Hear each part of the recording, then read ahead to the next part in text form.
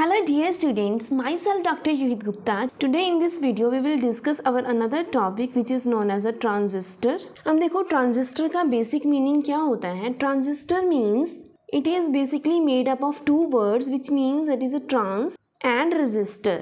अब देखो trans resistor का क्या मतलब है, that we are moving from a low resistance region to a high resistance region. Means हम क्या करते हैं, इसमें हम एक वीक सिग्नल देते हैं जो कि हमारा लो रेजिस्टेंस रीजन में होता है एंड वो सिग्नल मूव करता है to the high resistance region. अब जब हाई रेजिस्टेंस में वो सिग्नल चला जाता है देन उस हाई रेजिस्टेंस से सिग्नल हम प्राप्त करते हैं. हम सिग्नल को हाई रेजिस्टेंस से प्राप्त करते हैं तो हमारा जो सिग्नल होता है वो एम्पलीफाई हो जाता है. So the basic function of our transistor is the amplification. अब देखो जो ट्रांजिस्टर होते हैं बेसिकली दो तरह के होते हैं. First one is known as a p transistor and another one is known as a n transistor. जो ट्रांजिस्टर है बेसिकली थ्री रीजन से मिलके बना है. अब देखो जो पी ट्रांजिस्टर है इसमें जो एन रीजन है वो एक्सट्रीमली थिन होता है in comparison to the other two regions and इसका जो सिंबल होगा that would be like this one. This region is n, this is p and this is again p and इसमें जो arrow point करेंगे that we will point from p to n. Similarly in the case of NPN transistor p region जो होगा वो extremely thin होगा in comparison to the n regions and इसका जो symbolical representation होगा वो कुछ इस तरह से होगा like this is n, this is p and this is n and इसमें भी जो एरो पॉइंट आउट होगा that will be from p to n. मतलब चाहे हम पीएनपी ट्रांजिस्टर की बात करें चाहे हम एनपीएन ट्रांजिस्टर की बात करें जो एरो पॉइंट आउट होगा that would be from p to n. Now जो ट्रांजिस्टर होता है बेसिकली थ्री रीजन से मिलके बनता है. First one is known as a emitter, second is known as a base and third is known as a collector. Now we will study some different properties of these three terms. जो हमारा emitter होता है वो highly doped होता है and जो base होता है वो लीस्ट डोप्ड होता है एंड जो कलेक्टर होगा दैट इज मॉडरेटली डोप्ड. मतलब अगर आपसे पूछा जाए कि इनमें से कौन सा हाईली डोप्ड होगा then answer would be emitter and जो लीस्ट डोपिंग होगी वो बेस में होगी. अब देखो suppose we have a p transistor, ठीक है, उसको हम कुछ इस तरह से रिप्रेजेंट करते हैं. मान लो this is your p region, this is your n region and this is your p region and this portion is known as a emitter, this portion is known as a base and this portion is known as a collector. अब जो हमारा emitter होता है वो highly doped होता है and ये हमेशा फॉरवर्ड बायस्ड रहता है. सेकेंड अगर बात करें इनकी साइजेस की, जो सबसे ज्यादा बड़ा साइज होगा वो कलेक्टर का होगा, सेकेंड नंबर पे होगा एमिटर का एंड सबसे कम जो साइज होगा वो बेस का होगा. मीन्स अगर हम साइज की बात करेंगे तो कलेक्टर सबसे आगे आएगा एंड अगर हम डोपिंग की बात करेंगे तो एमिटर सबसे आगे आएगा. अब ऐसा क्यों होता है, इसका जो साइज है, अब कलेक्टर का साइज जो काफी बड़ा क्यों रखा गया. जो हमारा एमिटर होता है वो ज्यादातर केसेस में फॉरवर्ड बायस्ड होता है एंड जो कलेक्टर एंड होता है वो हमारे पास रिवर्स्ड बायस्ड होता है. अब क्योंकि यह रिवर्स बायस होता है तो यहाँ पे क्या होगा, रिवर्स बायसिंग के केस में रेजिस्टेंस जो होगी वो काफी हाई होगी एंड जब रेजिस्टेंस हाई होगी मींस यहाँ पे जो हीट जनरेशन होगी वो काफी ज्यादा होगी in comparison to that of the emitter junction, जिसकी वजह से इसका साइज जो है वो बड़ा रखा जाता है in comparison to that of our emitter.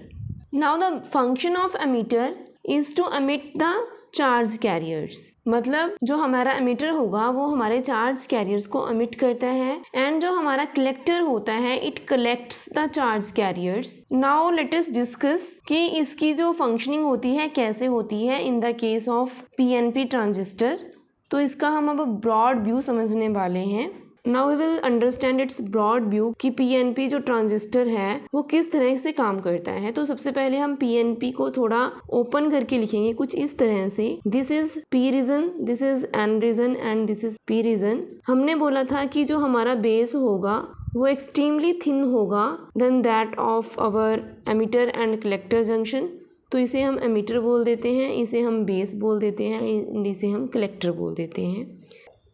अब जो एमिटर होगा उसे हम फॉरवर्ड बाइज्ड करेंगे, means p type is connected to the positive terminal of the battery and n type is connected to the negative terminal of the battery, like in the forward biasing of p n junction diode. And जो हमारा collector junction होगा that will be reversed bias, मतलब p type is connected to the negative terminal of the battery and n type is connected to the positive terminal of the battery. Now इसकी functioning कैसे होती है, अब देखो जो हमारा एमिटर जंक्शन है यहाँ पे पी रीजन है, पी रीजन में जो मेजॉरिटी कैरियर्स होते हैं हमें पता है कि वो होल्स होते हैं and because it is a forward bias तो it will start moving towards the junction and n type region which is a base and is connected to the negative terminal of the battery. It means जो n type region होगा वो भी forward biased होगा, so electrons are also starts moving towards the junction. And क्योंकि हमने बताया था कि जो बेस रीजन है जो कि काफी ज्यादा थिन बनाया जाता है, तो क्या होगा जो हमारे होल्स होंगे वो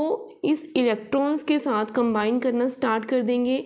लेकिन क्योंकि जो हमारा बेस रीजन है वो एक्सट्रीमली थिन होता है, जिसके कारण सिर्फ 2 to 5% जो होंगे होल्स हमारे उतने ही इसके साथ रिकम्बाइन कर पाएंगे एंड बाकी के जो होल्स होंगे they will cross this barrier because जो हमारा कलेक्टर जंक्शन है वो रिवर्स्ड बायस्ड है, मीन्स यहाँ पे जो पी टाइप रीजन है is connected to the negative terminal of the battery and जिसके कारण जो हमारे ये वाले होल्स हैं that is in the emitter region they will get some attractive force, जिसकी वजह से they will move from emitter to the collector junction and they will move towards the battery and जिसके कारण इसमें जो है वो collector current flow होना start हो जाएगा and because emitter junction is forward biased so यहाँ पे जो current होगा that would be emitter current and in this reason because जो base current होगा वो बहुत कम होगा in comparison to our emitter and collector current, so according to the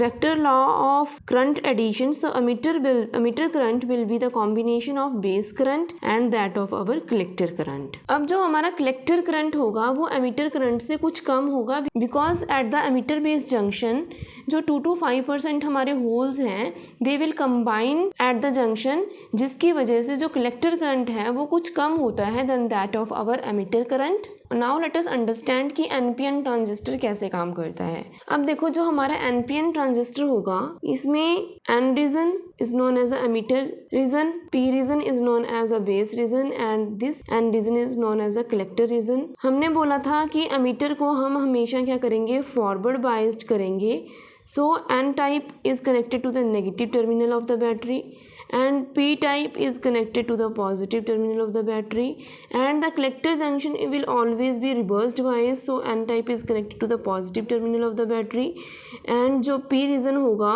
that would be connected to the negative terminal of the battery, so that कि जो हमारा base collector junction है वो रिवर्स्ड बायस्ड हो जाए एंड जो emitter based junction है वो हमारा फॉरवर्ड बायस्ड हो जाए। अब देखो फंक्शनिंग बिल्कुल सेम है, सिर्फ डिफरेंस क्या होगा because of their charge carriers.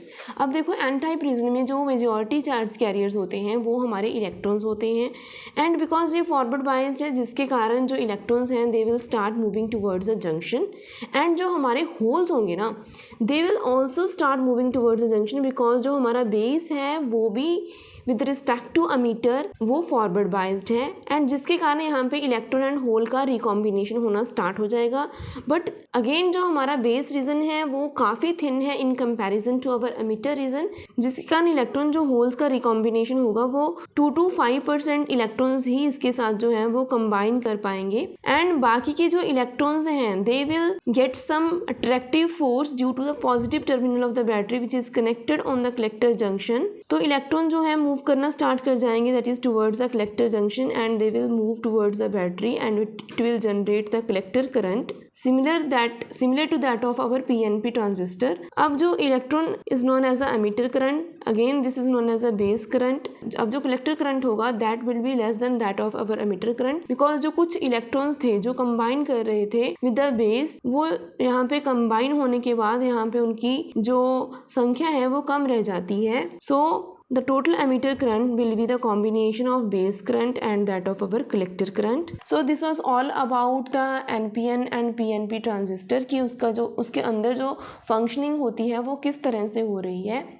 In the next video lecture we will study about कि मीटर को कैसे कॉमन लें, बेस को कैसे कॉमन लें एंड कलेक्टर को कैसे कॉमन लें, तो एंड ये किस तरह है एंड ये किस तरह फंक्शन करता है एज अ एम्पलीफायर, ये हम नेक्स्ट वीडियो में स्टडी करेंगे। अगर आपको यह वीडियो अच्छी लगी हो तो प्लीज़ इसे लाइक करना एंड अगर ये अच्छी नहीं लगी हो तो प्लीज़ डिसलाइक भी करना, so that I can improve in my next video. And please comment your thoughts in the comment section below and share these videos to all the aspirants who are aspiring for the CSIR NET exam, GATE exam, TIFR, JES, master cadre exam. तो ये videos उन सभी students के लिए helpful रहेगी जो इन exams की preparation कर रहे हैं।